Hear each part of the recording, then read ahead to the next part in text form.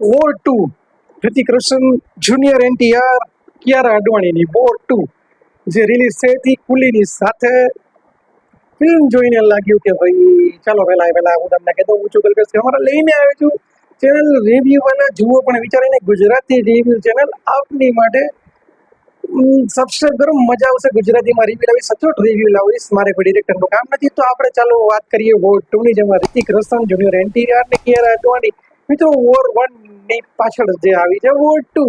પરંતુ મિત્રો ફિલ્મ જોઈને પહેલા તો ફિલ્મમાં તમને કહી દઉં કે ભાઈ આ લોકોએ ઋતિકને અને એનટીઆર ને બધી જગ્યાએ યુદ્ધ કરાવ્યું છે, વોર કરાવ્યું છે, બજાવ્યા છે. એ જમીન ઉપર હોય, આકાશમાં હોય, પહાડમાં હોય, પાણીમાં હોય, બધી જગ્યાએ કોઈ જગ્યાએ બાકી નથી કે જ્યાં બંને લડ્યા છે. કબીર અને વિક્રમ, ઋતિક રોશન કબીરના રોલમાં છે, એનટીઆર વિક્રમના રોલમાં છે. બાકી બધું તમને એવું જ લાગે કે કંઈક જોયેલું છે આ બધું, એમાં કંઈ નવું લાગતું નહોતું. હા, જે નવું છે એનટીઆર કે જેને એમાં એન્ટ્રી કરી છે કિયારા અડવાણી, તેનું કામ શું હતું પિક્ચરમાં મને બી ખબર નથી. થોડીક વાર માટે અમે લાવ્યા હતા.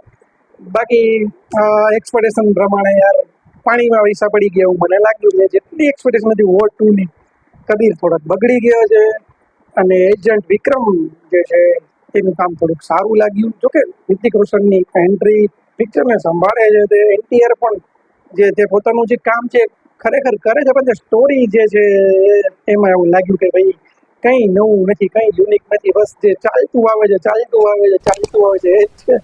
તો ઓવરઓલ વોર 2 ને મારા 2.5 માંથી 2.5, કારણ કે એના કરતાં જે નવું પિક્ચર તમે હજી પણ ન જોયું હોય તો મહાઅવતાર જોઈ આવજો. ખરેખર મજા આવશે ફેમિલી સાથે.